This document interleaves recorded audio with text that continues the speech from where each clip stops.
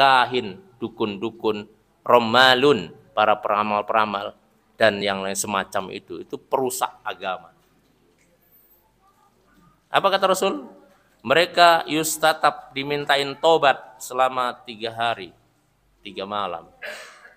Suruh tobato dari perilaku merusak agama dengan mempraktekkan ilmu-ilmu gaib. Nah, yang lagi viral ini.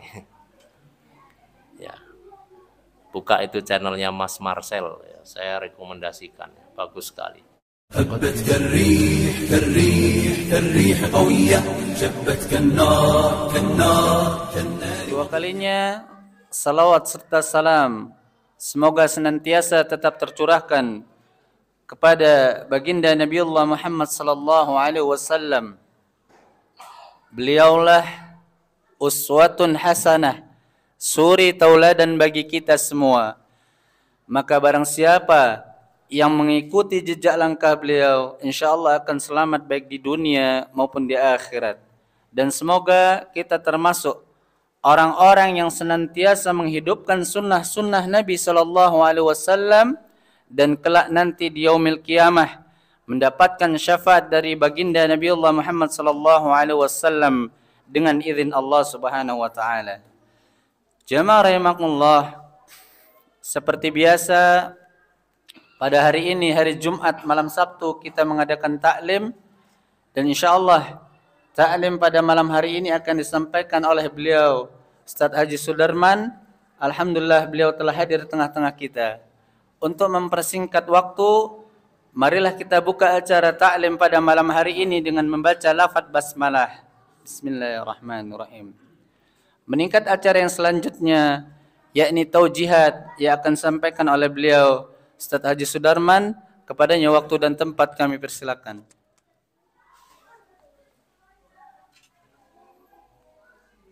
Mejanya istimewa. Bismillahirrahmanirrahim. Assalamualaikum warahmatullahi wabarakatuh.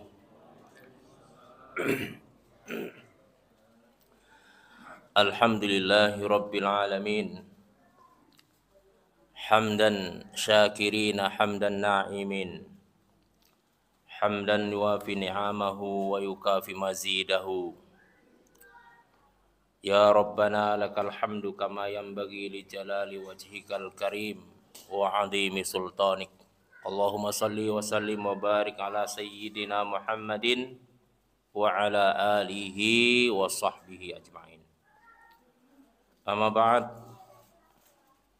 Ma'asyiral muslimin wal muslimat, jamaah salat maghrib, jamaah pengajian Masjid Al-Jihad yang semoga semuanya dirahmati Allah Subhanahu wa ta'ala.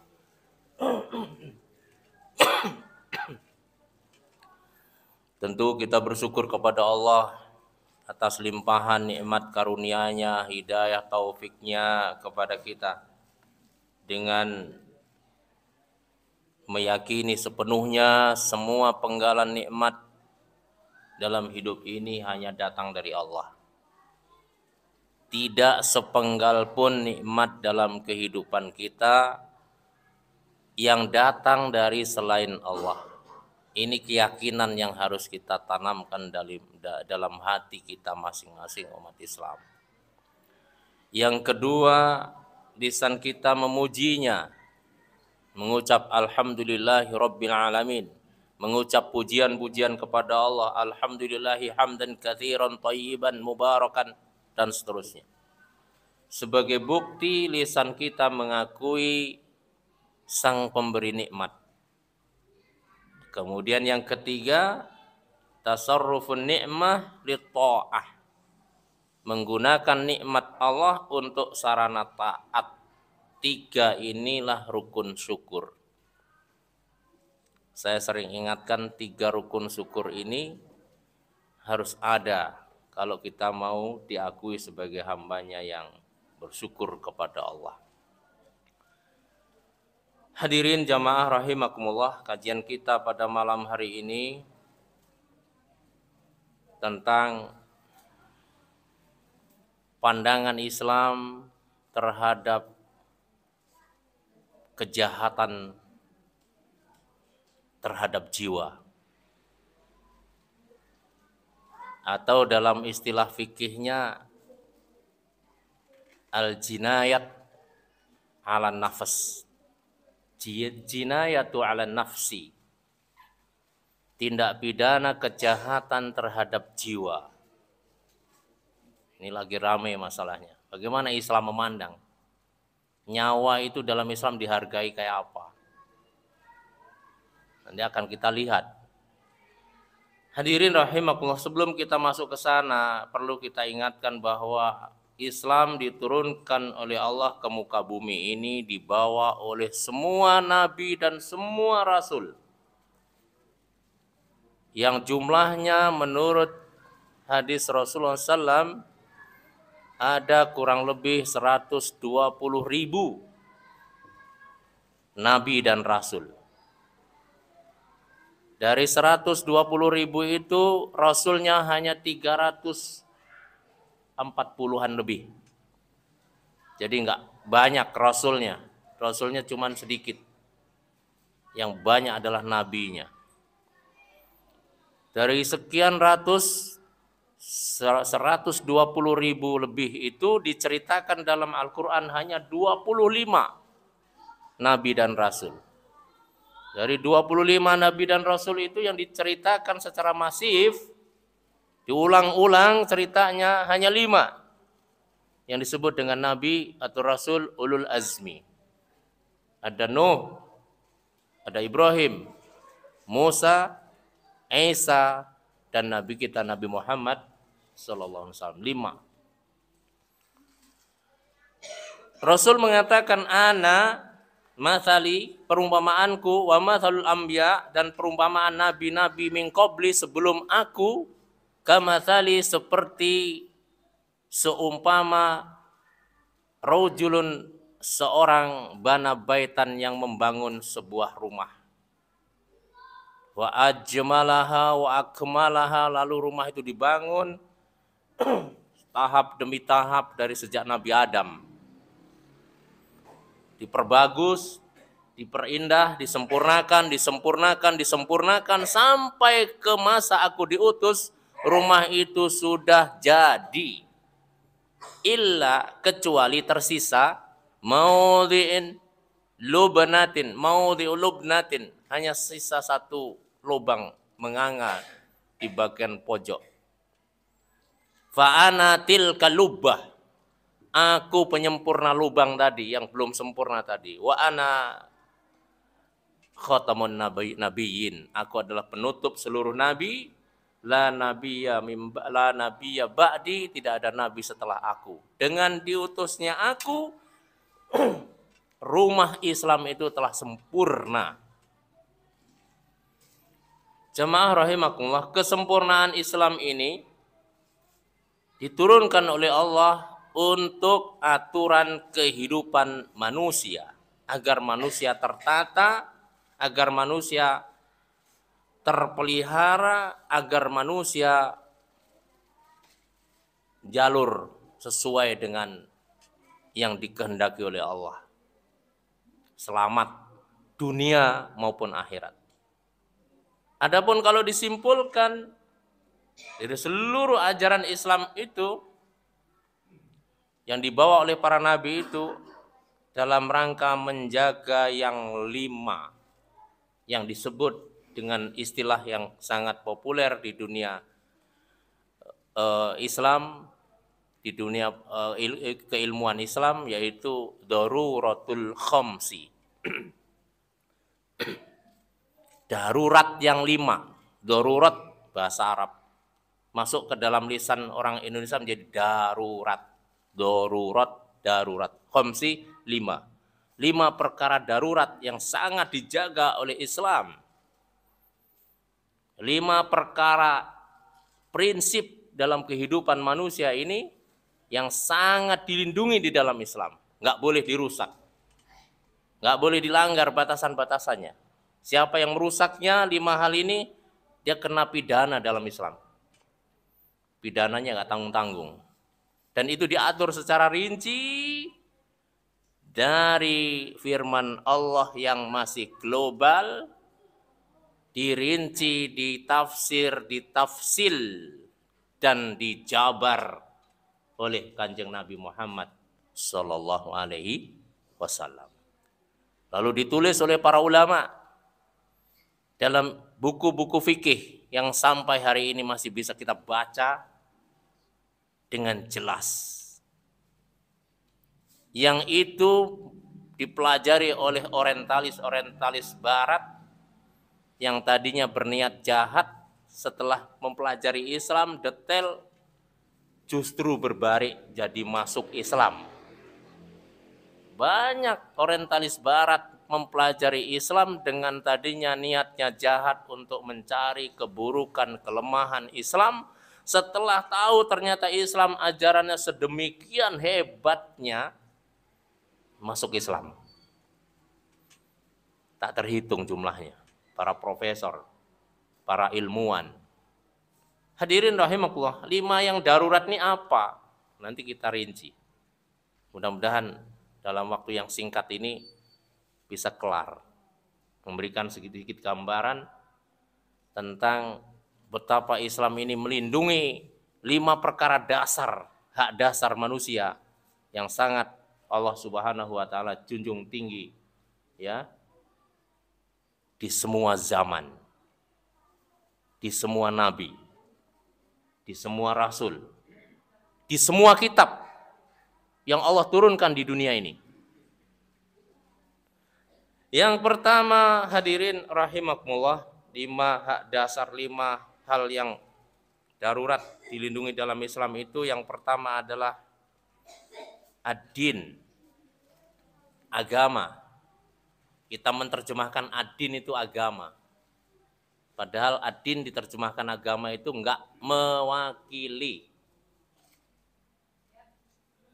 Ad-din itu aturan, keyakinan dan beserta aturannya, keimanan dengan beserta aturan tata caranya yang melekat di dalam din itu, ya,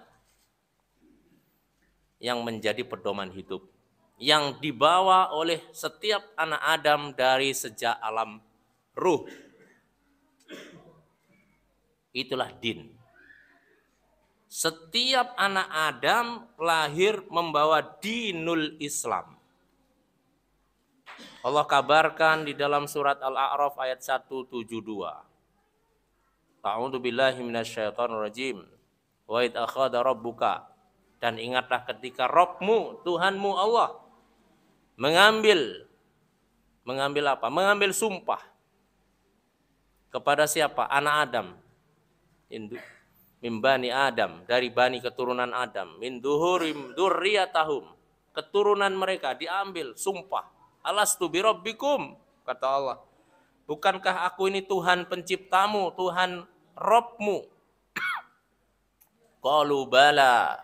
Semua calon anak Adam yang masih wujud ruh itu, di alam ruh itu, mereka mengatakan, tentu ya Allah, Engkau Tuhan kami. Dari pernyataan singkat ini mengandung makna yang ditafsirkan oleh para mufassirin bahwa anak Adam sebelum lahir mereka diambil sumpah. Nanti kalau lahir ke dunia siap hanya menjadikan Allah sebagai Tuhannya, mengabdi kepadanya, tunduk patuh kepadanya. Itulah yang disebut dengan agama yang dibawa sejak lahir. Rasul menyatakan begitu lahir anak, kullu mauludin, setiap anak lahir, maulud, anak yang lahir, yuladu, dia dilahirkan alal fitrah, di atas fitrah.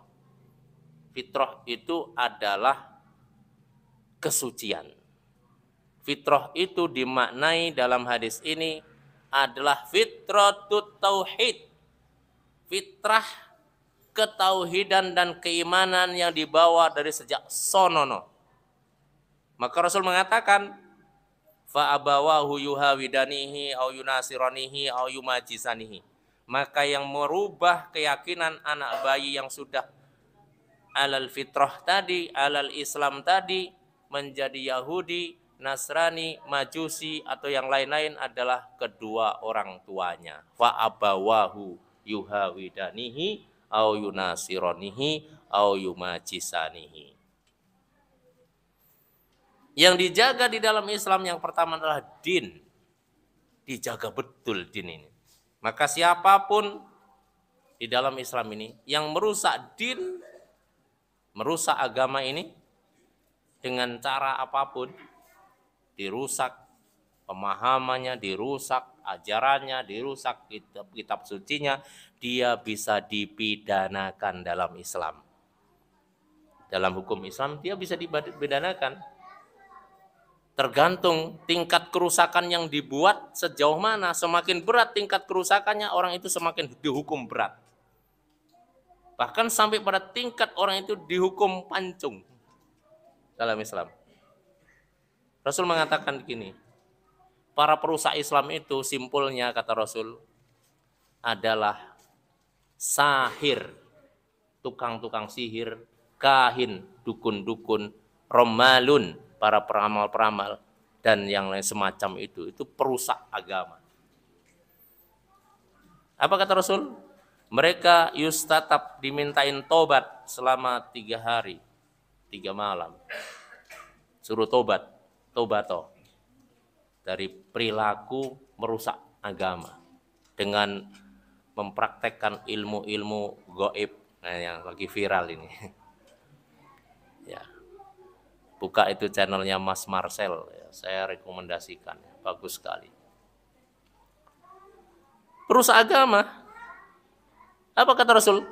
Haddus sahir, hukuman sihir, tukang praktek sihir, tukang kahin, dukun ya, dukun santet, dukun macam-macam itu, bukan dukun bayi. Suruh tobat, kalau nggak tobat, dorbuhu bis saif. Dipukul tengkuknya pakai pedang. Sangar ya. Dipancung. Kenapa? Perusak agama. Semakin berat, semakin hukumannya berat.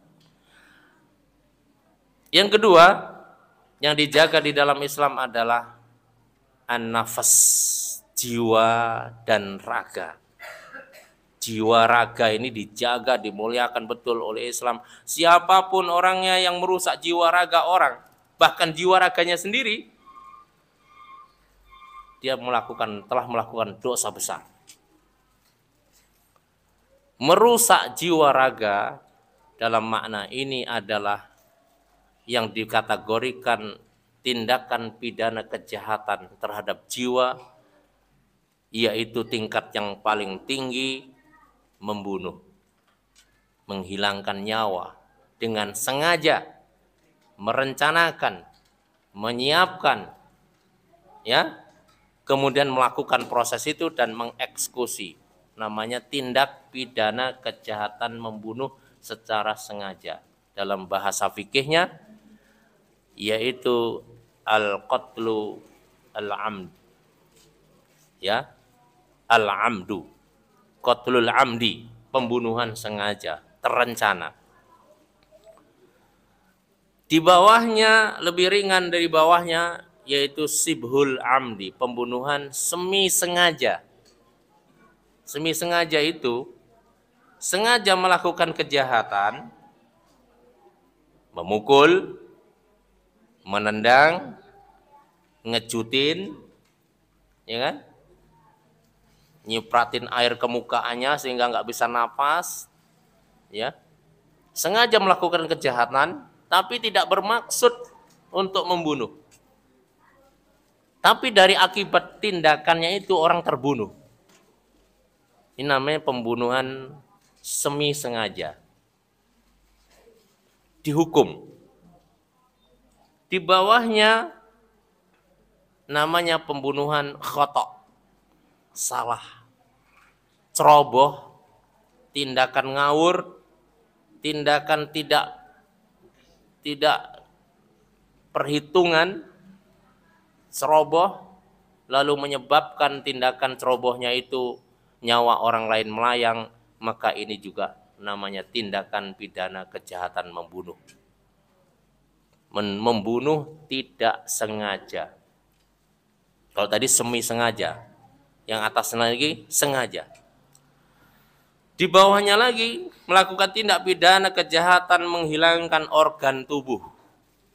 Tangannya hilang, matanya hilang, fungsi zakarnya hilang, dipotong zakarnya, kelaminnya, atau yang lainnya, kakinya hilang. Di bawahnya lagi menghilangkan fungsi. Tangannya masih, tapi fungsinya hilang. Matanya masih, tapi nggak ngelihat lagi. Telinganya masih, tapi nggak bisa untuk dengar. Akibat dilakukan kejahatan pada dia, ditampar keras telinganya, plang, mendenging selama seminggu, berhenti mendengingnya, tidak mendengar apa-apa, fungsi telinganya hilang. Terus sampai ke bawah yang namanya tindak pidana pelukaan, luka, lecet. Allah mengatakan tindak pidana semacam ini ada kisosnya. An-nafas bin nafas, jiwa dibalas jiwa. Wal ainu bil ain, mata dibalas mata. Wasinnu bisin, sin, gigi dibalas gigi. Wal juruh, dan setiap luka itu kisos, ada kisosnya. Ya ayyuhalladzina amanu kutiba alaikumul kisos. Wahai orang yang beriman, diwajibkan pada kalian kisos. Hadirin rahimakumullah. Itu dirinci. Tindak pidana kejahatan terhadap jiwa itu dirinci dalam kitab-kitab fikih sampai hukumannya apa. Tindak pidananya bagaimana, pada level yang apa sengaja, apa semi sengaja, apa tidak sengaja, apa yang kemudian saksinya harus berapa, betul-betul ada saksi, ada bukti, diputuskan. Itu namanya tindak pidana kejahatan terhadap jiwa. Untuk pembunuhan sengaja, terencana, dalam Islam pelakunya dikisos. Tapi untuk level kedua, tindak pidana kejahatan jiwa yang semi sengaja. Dia mukul, biasanya orang dipukul kayak begitu nggak mati, ini mati. Maka pelakunya karena dia mukul dengan cara zalim, tidak salah, tidak ada alasan yang jelas, dia mukul sampai orang itu meninggal, maka dia kena diat denda sebanyak 100 ekor unta, 40-nya ngandung. 40-nya ngandung. Kalau di bawahnya pembunuhan khata', tidak sengaja. Contoh, orang berburu, kemudian berburunya dekat perkampungan. Ada kijang ditembak, lari masuk semak-semak. Lalu dia runduk, ada semak-semak goyang, diincer, dia yakin bahwa itu kijang yang tadi, ditembak saja. Nggak taunya orang ngarit, terbunuh. Ini ngawur, pemburu yang ngawur. Dia membunuh jiwa khata'. Kemudian bersih-bersih di lantai 3, ada batu-batu belah. Karena mau diturunkan daripada muter, mendingan dilempar saja. Main lempar batu dari lantai 2, lantai 3. Udah ditengok-tengok nggak ada orang. Lempar tuh batu segede kepala, pas ngelempar, pas ada orang lewat, kena di kepalanya, mati. Orang yang ceroboh seperti itu dalam Islam kena hukuman.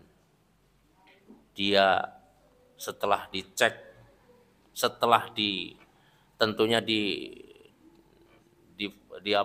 disidik, diteliti, diambil saksi-saksi, runut ceritanya, ternyata dia bersalah karena ceroboh, maka orang itu didenda diat namanya, yaitu 100 ekor unta. 100 ekor unta tanpa ada yang ngandung. Berapa Pak 100 ekor unta itu? Kalau nilai rupiah. Satu unta berapa Pak Haji? 50 juta. Nah, sapi 20 juta itu kurus. Ya. Nah, kalau dihargai 10 juta saja, anak unta itu 10 juta kali 100 berapa? 1 miliar. Ya, kalau unta dewasa 100 bisa sampai 1000 miliar.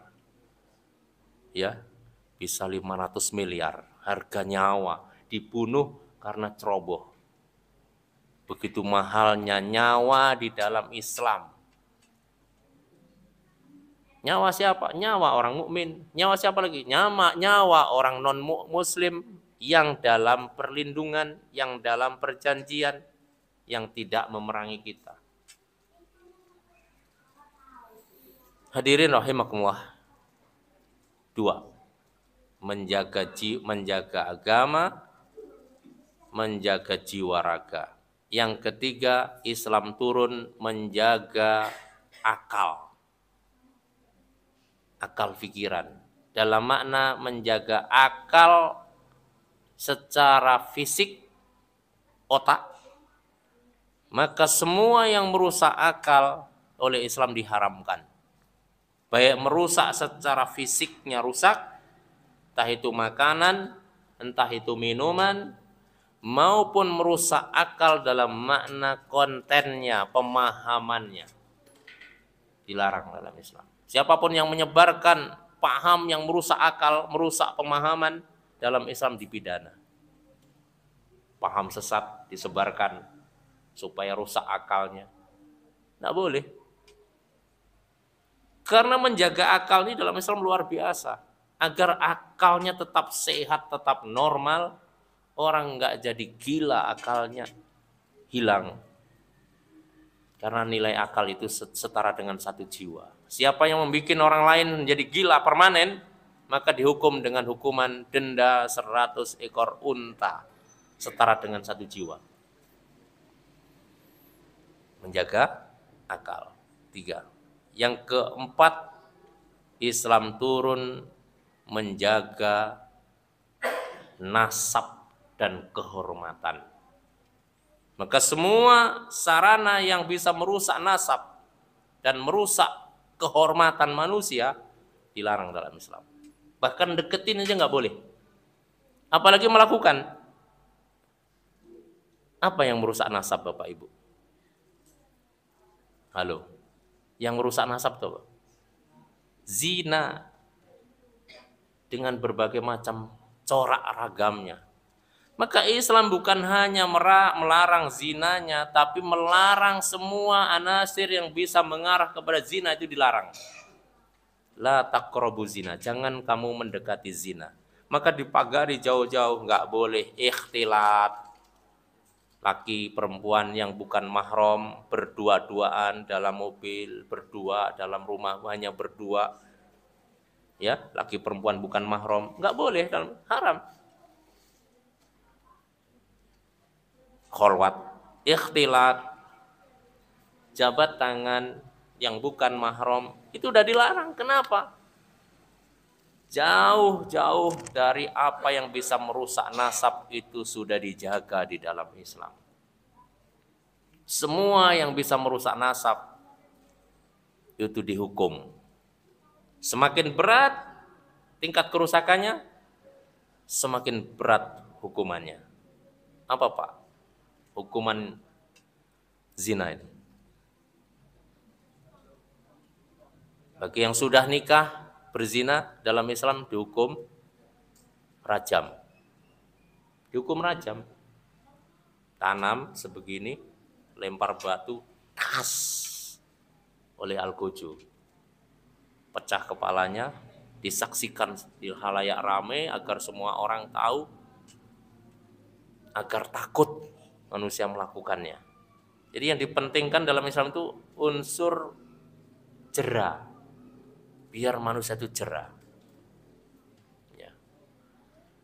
Dari mulai yang merusak agama tadi, diapain yang paling berat? Pancung juga. Yang kedua, membunuh, merusak jiwa dan raga, yang paling berat, bunuh juga. Yang ketiga, merusak akal juga begitu. Siapa yang merusak akal orang lain, tapi nggak sampai dibunuh dia kena denda seberat dendanya membunuh jiwa. Ya, paham-paham yang merusak dalam Islam dilarang keras. Baik, menjaga din sudah, menjaga jiwa sudah, menjaga akal sudah, menjaga nasab dan kehormatan. Ini kalau dibahas ini panjang lebar Bapak Ibu. Dalam kitab fikih ini dibahas dalam satu kitab. Setiap poin ini dibahas dalam satu kitab, boleh jadi secara panjang lebar. Tapi dalam kitab-kitab Indo itu dalam bab-bab, ada bab jinayat, ada bab ya pencurian, hudud dan lain sebagainya. Kemudian yang terakhir hadirin rahimakumullah, tindak pidana kejahatan terhadap harta. Karena harta di dalam Islam itu dilindungi, menjaga harta. Semua yang bisa merusak harta orang lain. Rusak dalam makna rusak secara ini mungkin dibakar, mungkin dirusak, atau rusak dalam makna hilang, lenyap dengan cara dicuri, dirampok dan lain sebagainya. Maka itu ada hukumannya. Siapa yang mencuri dengan tidak sah dalam segala bentuk pencuriannya, kalau dengan kekerasannya apa? Ya, kalau pencurian punya seberapa? Asal sudah mencapai nisab pencuriannya itu, maka dia dipotong tangannya. As-sariqu was-sariqatu faqta'u aydiyahuma. Pencuri laki-laki, pencuri perempuan yang sudah nyata-nyata mencuri, terbukti, ada saksi, ada bukti. Ini untuk menetapkan tersangka sampai betul-betul nyata dia tersangka yang benar. Ya. Itu melalui proses yang panjang Bapak Ibu. Yang pertama ada saksi. Yang kedua, kalau nggak ada saksi ada bukti yang kuat. Kalau saksi nggak ada, bukti nggak ada, maka yang ketiga pengakuan. Sah dengan pengakuan dia. Inilah Islam menjaga kelima-limanya. Semua yang bisa merusak agama, semua yang bisa merusak jiwa raga, dan semua yang bisa merusak akal sehat, semua yang bisa merusak keturunan dan harkat martabat kehormatan manusia, dan semua yang bisa merusak harta itu bisa dipidanakan. Bukan bisa, dipidanakan di dalam Islam. Ada hukumannya yang Allah turunkan langsung dari langit. Ya. Tapi ada juga yang Allah tidak menyebutkan langsung di dalam Al-Quran, tapi disebutkan oleh Rasul. Yang langsung disebutkan oleh Allah itu yang disebutkan dengan hukuman hudud, hukuman had. Yang membunuh dibunuh. Yang berzina dirajam, dicambuk. Yang gadis bujang cambuk 100 kali. Yang menuduh zina tanpa bukti dicambuk 80 kali.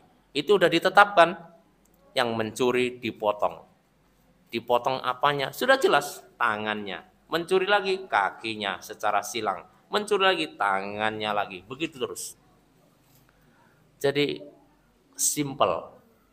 Hukum Allah itu simple, efektif, dan murah. Enggak bertele-tele. Tapi untuk menentukannya, ya prosesnya panjang. Ada kisah zaman Rasul itu terkait dengan pengakuan dia telah berzina. Ya, dia namanya Qais. Qais ini setelah ketahuan ada indikasi dia berbuat zina dan ngaku. Lalu mau ditegakkan hudud, ditegakkan rajam. Sudah digali lubang sedalam dada, dia mau dipegang, dimasukkan lubang untuk dirajam, dia mencabut pengakuan.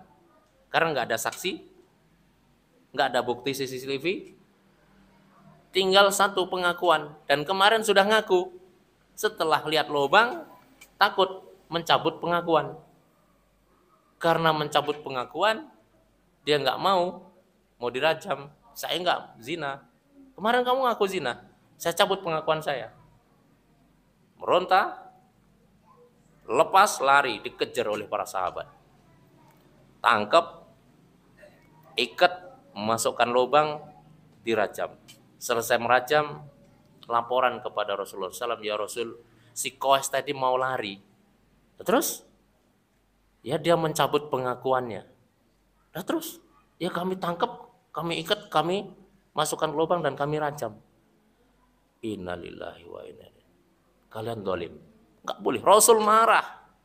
Ya kenapa ya Rasulullah? Dia dengan mencabut pengakuan itu enggak sah, enggak boleh dirajam. Karena kalian enggak punya bukti, kalian enggak punya saksi. Kalian menghukum hanya karena pengakuan dia. Sementara dia pengakuannya dicabut. Enggak boleh kalian lakukan seperti itu. Bertobatlah kalian kepada Allah. Rasul marah kepada para sahabat yang merajam Qais. Jadi tidak semudah itu. Ya. Kemudian orang menuduh sembarangan, ya. Bukti-buktinya juga bisa dibuat, enggak bisa. Maka dia akan disumpah di hadapan hakim di atas sumpah Al-Qur'an. Hadirin rahimakumullah.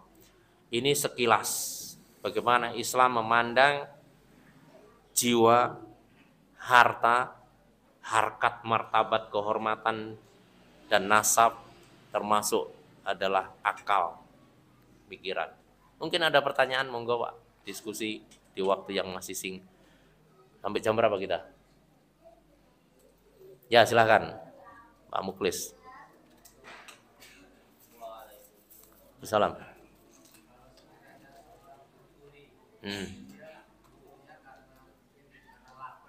Ya.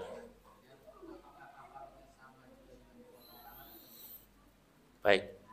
Tentu untuk bisa dihukum itu melalui pendalaman kasus. Kalau lapar ya enggak. Lagian enggak mungkin dia kalau karena lapar itu mencurinya senilai 85 gram emas. Berapa nilainya? Berapa juta, Pak? 85 gram emas itu berapa?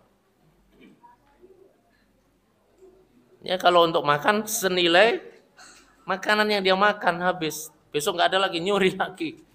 Ya senilai yang dia makan aja dan keluarganya. Nggak mungkin berjuta-juta, berpuluhan juta. Nggak semudah itu. Yang pasti untuk menentukan itu nggak semudah itu. Begitu. Ya kalau dia ternyata memang orang kepepet, kelaparan, ya dia akan di pemilik harta akan dianjurkan oleh hakim untuk mengikhlaskan atau diganti oleh negara. Karena dia nggak punya apa-apa dan betul-betul dia kelaparan, maka diganti oleh negara, dia dibebaskan. Tapi dicek, diteliti, betul-betul didalami kasusnya. Dan ini di Indonesia sudah berjalan lah seperti itu ya, walaupun kadang-kadang ada penyimpangan, ya, ada pendalaman kasus, dicek, disidik, dalami kasusnya selain disidik itu, diselidik dan disidik. Yang lain Pak? Monggo, nggak ada lain? Masih ada berapa menit? Berapa? 1 menit. Silakan Pak, monggo Pak. Oh iya. Baik, ini hanya kulitnya. Ya, hanya kulitnya saja. Sebab kalau kita bahas 1 poin saja masalah hudud itu sudah berlembar-lembar halaman. Masalah jinayat juga berlembar-lembar halaman, berpuluh-puluh lembar halaman yang cukup detail. Mudah-mudahan bermanfaat dari apa yang saya sampaikan dan kita bisa melihat betapa Islam mengajarkan, Islam menempatkan jiwa, raga, harkat, martabat manusia itu di tempat yang sangat tinggi, sangat mulia, dimuliakan, dijaga betul. Demikian, mudah-mudahan bermanfaat. Akhirul kalam. Assalamualaikum warahmatullahi wabarakatuh.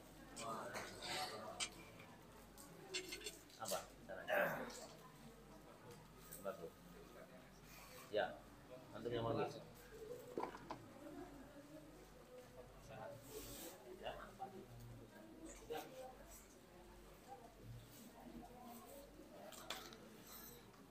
Jamaah rahimakumullah, demikian tadi taujihat disampaikan oleh beliau Ustaz Haji Sudarman. Semoga apa yang beliau sampaikan dapat kita pahami dan kita amalkan dalam kehidupan kita sehari-hari. Meningkat acara yang selanjutnya yaitu bakti sosial. Langsung saja, yang pertama Bapak Wilson atau siapa nih? Ibu Mirda ya. Yang kedua Ibu Rita Devran. Yang ketiga Ibu Mardiah. Yang keempat Bapak Ismet. Yang kelima Bapak Deliuzar. Selanjutnya Bapak Trianto. Dan selanjutnya lagi Bapak Misran. Yang selanjutnya Bapak Amrin Mokhtar. Terus Ibu Yatimah. Dan yang terakhir Bapak Suratin Dami ya. Bapak Dami. Mungkin bisa maju untuk yang laki-laki.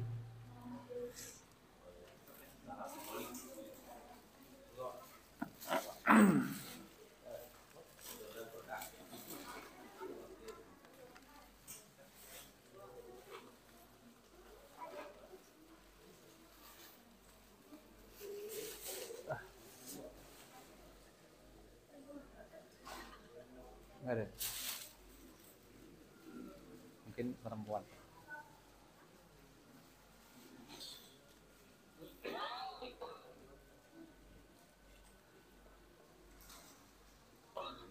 Jamaah rahimakumullah, alhamdulillah acara demi acara telah kita lalui. Meningkat acara yang selanjutnya yaitu penutup. Marilah kita tutup acara taklim pada malam hari ini dengan baca lafaz hamdalah dan kafaratul majlis. Alhamdulillahirabbil alamin. Subhanakallahumma wa bihamdika asyhadu an la ilaha illa anta astaghfiruka wa atubu ilaik. Akhirul kalam. Assalamualaikum warahmatullahi wabarakatuh. كالريح كالريح كالريح قوية شبت كالنار كالنار كالنار